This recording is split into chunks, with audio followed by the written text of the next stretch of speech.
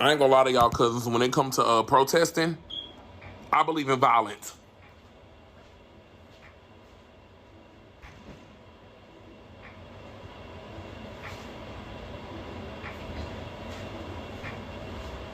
I believe in doing it the illegal way.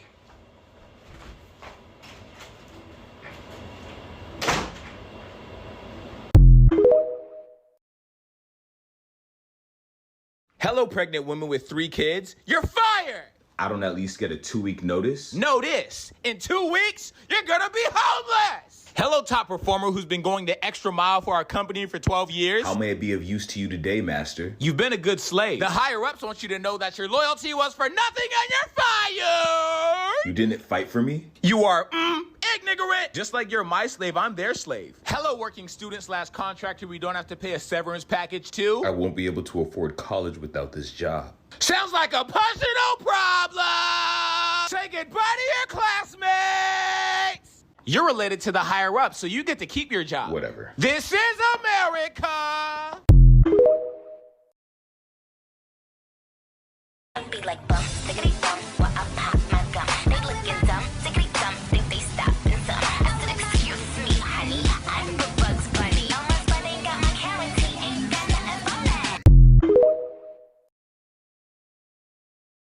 Knitters are dressing up statues with scarves and hats for winter, but it's more than just a silly fashion statement. Crafters are placing their finished work on statues around the world so that anyone who needs a piece of warm clothing can take one for themselves. In Rapid City, South Dakota, a group of knitters and crocheters from a senior living apartment has been preparing for this all year long. They love getting together to make cozy clothing in their free time, but they don't always have someone to give their finished work to. So they save up their scarves and hats all year waiting for the cold to come so that they can go out and dress up the statues downtown. Then, when they go out and check the statues again and see that they're once again lacking winter apparel, they add new clothes for anyone to take and enjoy. But participating in this act of kindness doesn't necessarily require knitting or crocheting expertise. In Mesa, Arizona, a woman named Sherry and her niece Kendra are on their 4th year dressing up statues. They collect the apparel from friends, family, and neighbors who don't need them anymore, and they purchase more from local thrift stores. And in some places, people are even dressing up animal statues with dog and cat friendly sweaters and hats to make sure that local pets stay warm too. I'm Jen and I post something positive every day.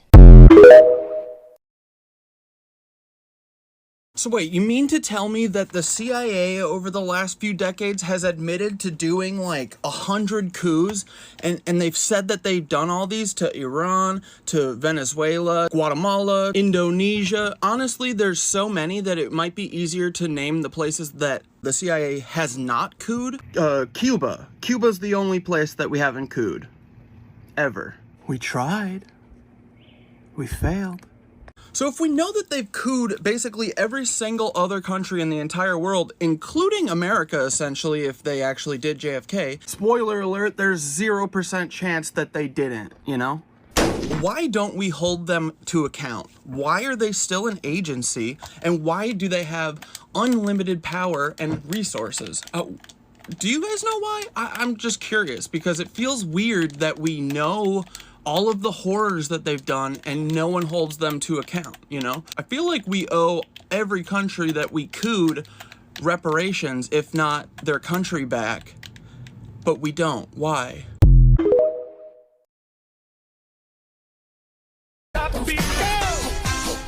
We gon' spin and kill. Deep in the spot. A nigga telling on. We gon' spin and kill. Deep in the spot. A nigga telling on.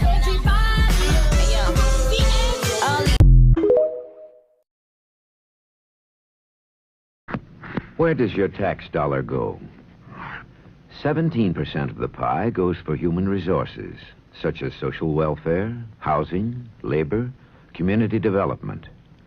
Another piece goes for education, transportation, space, agriculture, and other costs of government. Where does the rest of the pie go? To the military to pay for war. Past wars, the present war, preparation for future wars. Nearly 2/3 of your tax dollar is blown on war. Isn't it time we stop this tragic waste? and saved a bigger piece of the pie for the things the country really needs? Write your congressman. Ask him to support legislation to end the war in Vietnam this year.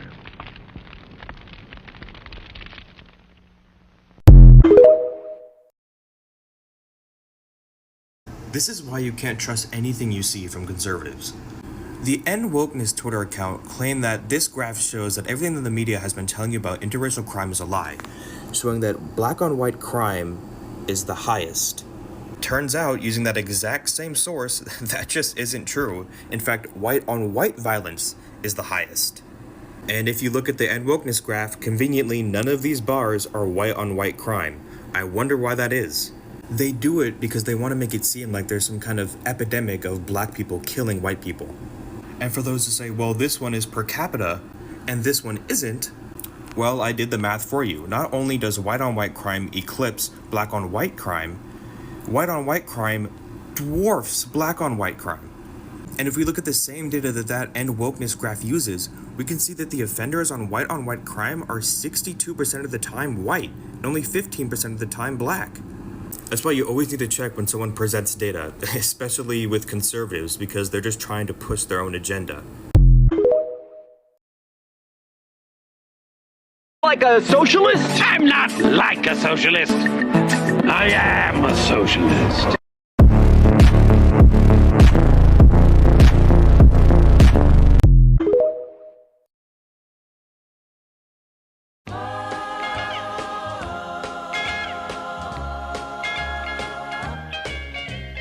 Rocking around the Christmas tree at the Christmas party hop.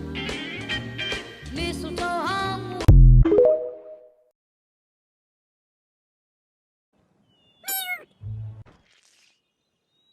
I told you we needed more glitter.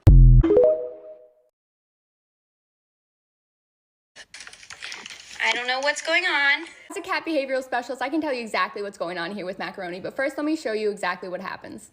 Oh my God, he's really angry right now. I don't know what's going on.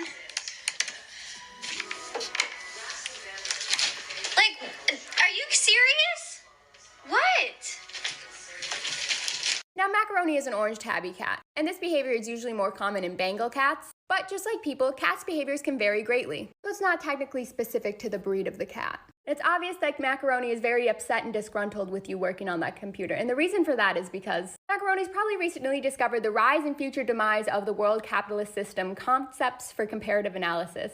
This is a comparative analysis for many capitalist systems in the world that closely resemble our own, although to note, it was not written in 1974. Macaroni's probably noticed and is trying to warn you that we're now approaching what a lot of people have coined as late-stage capitalism, and there's a lot of uncertainty for what is the next stage of capitalism if we're not doomed to fail. And he has also noticed that the inequality gap may matter a lot more than politicians and corporate leaders would like to believe it does, which could lead to our ultimate demise if we don't address it properly. And he's just trying to let you know that we should be focused on these things and put down that laptop, okay? Stop with the corporate drone stuff and pay attention to what really matters. But yeah, if by now you haven't noticed, I've literally never owned a cat in my life. So good luck, everyone.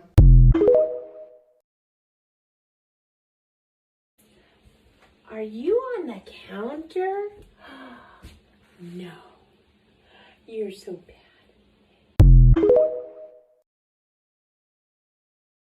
No, it is not easier to break things than it is to fix things. It's a liberal cop-out designed to make you feel comfortable with some tolerable level of permanent unhappiness, and it reduces complex political machinations down to a bumper sticker that ultimately has no utility for us. The reality of it is that it is currently easier to break things than it is to fix things simply because the group that wishes to break things is more organized and more motivated than we are. It's that simple. There's a reason why black revolutionary leaders have always spoken about the dangerous power of the white moderate. It's because it's the largest political faction in this country. They dictate the range of the Overton window, and optics games are played with deference to them. If the left wants to push for progress and the white moderate doesn't see it, doesn't care, or doesn't support it, then it doesn't get done. If there's injustice happening somewhere to marginalized people, and they don't see it or they don't care, then they are condemning them to violence. Conversely, the right-wing fascist elements of this country are vastly more organized, more funded, and have more institutional power. So if they want to get something done and the white moderate doesn't see it, doesn't care, and in some cases supports it, then it gets done.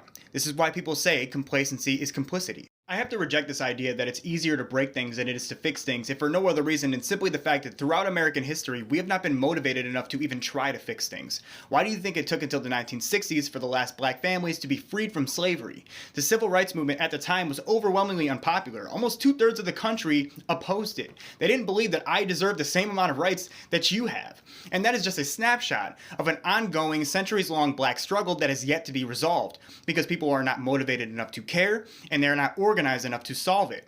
There is a tolerable level of permanent unhappiness that moderates are comfortable with imposing on this country, and to a greater extent, the victims of American foreign policy. The problem that I think that you're experiencing is that you're applying subjective values to these actions. Where we would consider something broken, a fascist would consider it fixed. In reality, there is only change, and in which direction that change is happening. And once you come to terms with that, the idea that it's easier to do bad and harder to do good dissolves in your mind, and is replaced with the realization that change in this country happens as a function of how willing you are to fight for it. By now, everyone knows that Thanksgiving is really about the genocide of indigenous people, but somehow it remains an important holiday in many Black American households. Why? During slavery, Thanksgiving was one of the holidays enslaved people were allowed to celebrate, and they used that day to give thanks for the little bit that they had. The celebrations were largely affiliated with the church, where they would preach about strength and gratitude, and everyone would pray for a day when Black people would no longer have to suffer under the institution of slavery. Thanksgiving was also a day a lot of enslaved people used to escape. They would get passes to visit their family members who had been sold to other forced labor camps, and because many enslavers were also traveling, it provided the perfect opportunity to be reunited with their loved ones and run for freedom. And then in October of 1863, the same year of the Emancipation Proclamation, Abraham Lincoln declared Thanksgiving a national holiday. So Thanksgiving was one of the first official holidays that many Black Americans celebrated as a freed people. Today, Thanksgiving continues to be a day that brings Black people together to celebrate food and family and to give thanks for everything we've built and earned in this country. But one thing's for sure, it's never been about no damn pilgrims. The United Kingdom is set to allow schools in England to ban social transition for transgender youth. I want to explain what this means. Social transition is a haircut, clothing, your name, your pronouns. They want to make it so that it's not just gender-affirming care that's banned for a trans youth. It is the ability for a transgender youth to use their name, to be able to dress appropriately, to be able to wear their hair the way that they want it. And indeed, the guidelines state that there is no duty for schools to allow social transition. They also state that schools that have dress codes could make trans girls, for instance, cut their hair. This is state-sanctioned child abuse. It's horrifying. It tells teachers that they could misgender openly their trans students. It tells students that they can misgender their trans peers. It bans trans students from bathrooms and sports. Now, this isn't finalized just yet. It's just a draft, but it looks like they are poised to accept it.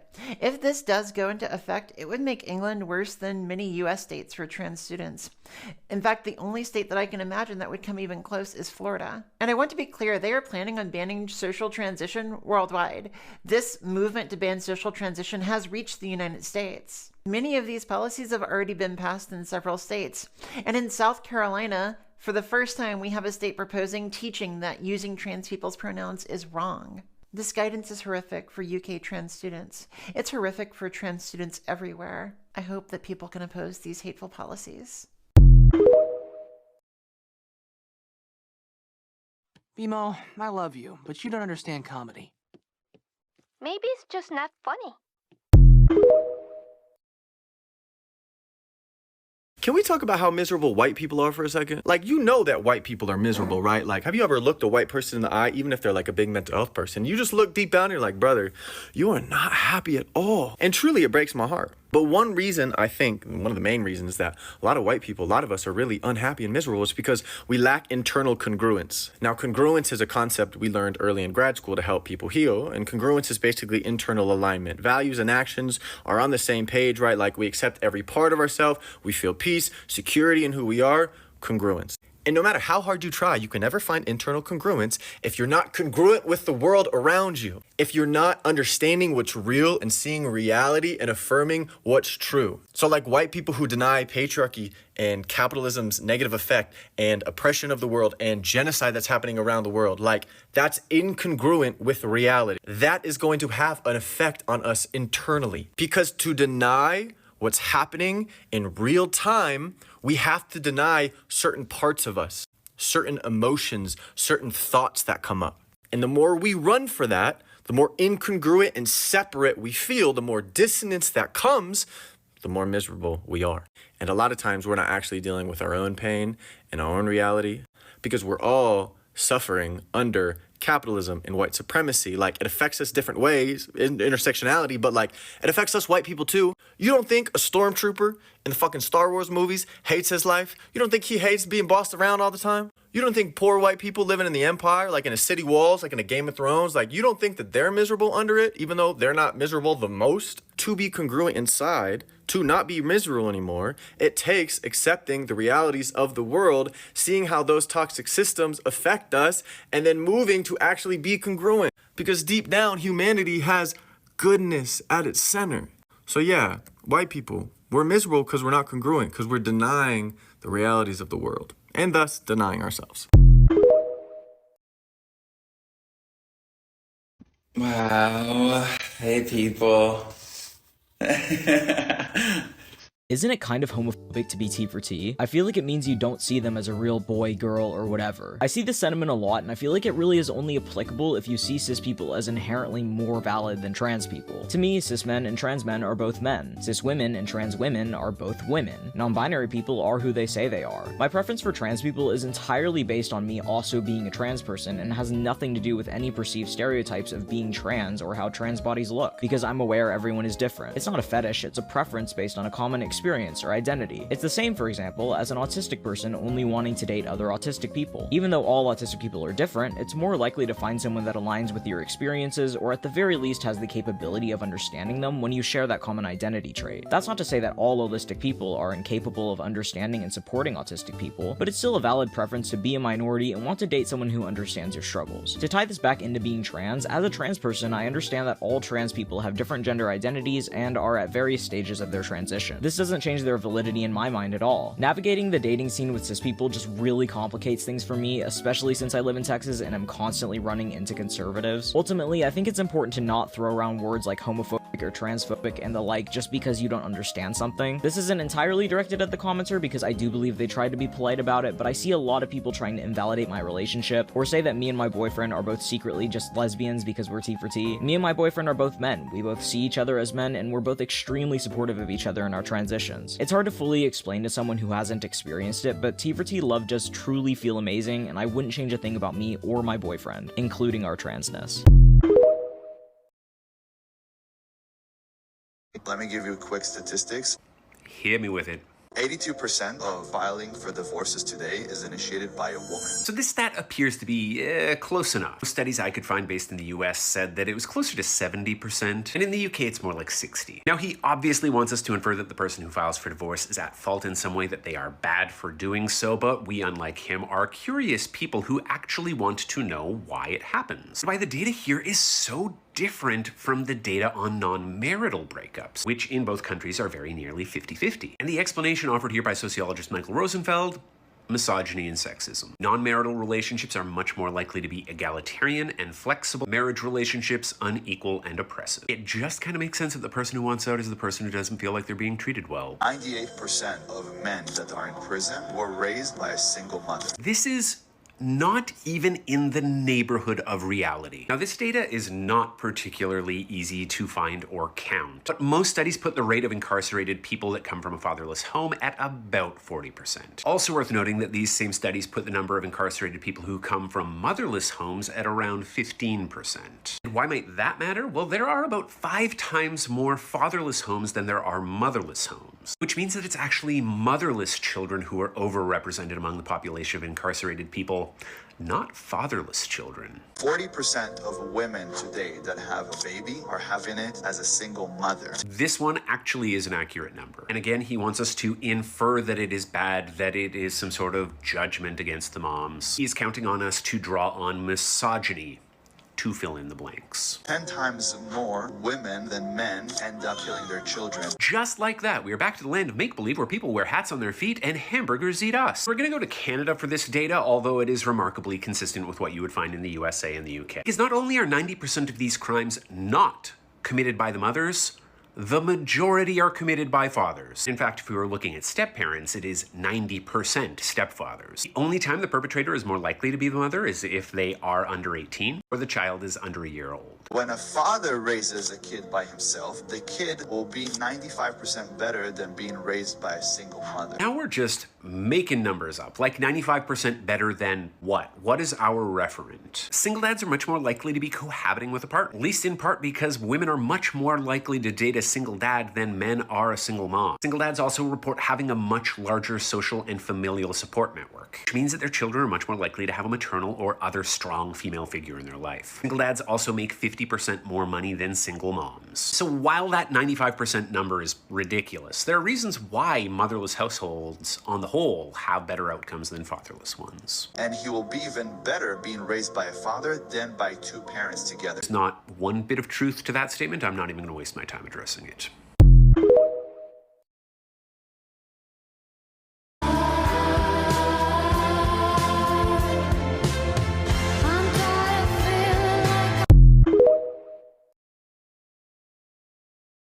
So VicPol want fair pay because apparently they're overworked, undervalued, and always there. That's also a lie. Unless you're saying they're always there to beat you the fuck up for standing up for anything that they don't like. Family or the force, don't make us choose. I mean, technically speaking, 40% of police are, just Google 40% of police. I said I'm not afraid anymore. Do you hear me? I'm not afraid anymore.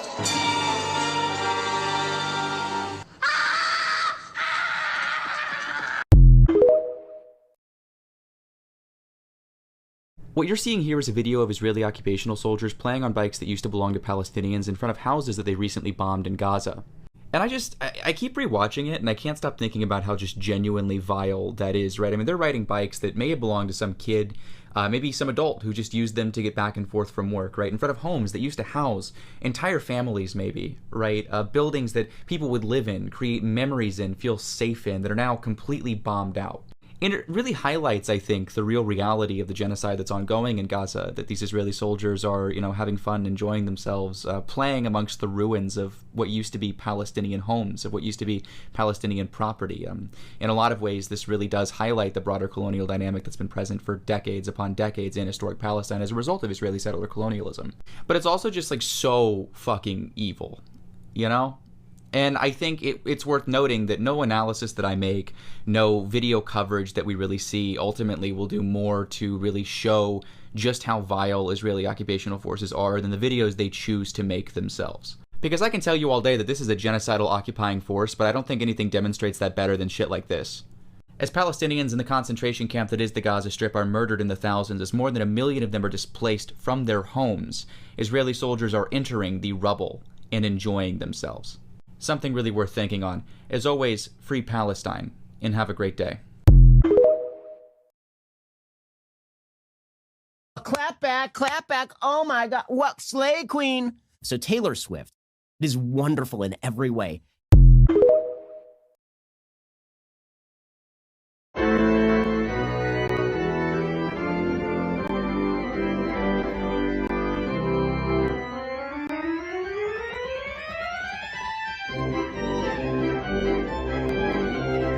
This is for Rishi Sunak. Because you stand there and you talk about essentially a person like me, somebody who works full time, I live in social accommodation. I don't have anything other than my phone contract on my phone on finance. And yet I've just had to walk out of Aldi Because after my bills are paid every month, I am left with £600 to put fuel in my car so I can get to work, get my food for the month, and do everything else I need to do. And within that, we're coming up to Christmas. After that, I've got to face the 7-week month of fucking January. And so I've had to make the decision today, that me not eating's the better way to go about it. So please do tell me how, when I work full time, my car isn't on finance or anything like that. Bitch, you know I'm sexy. Don't call, just text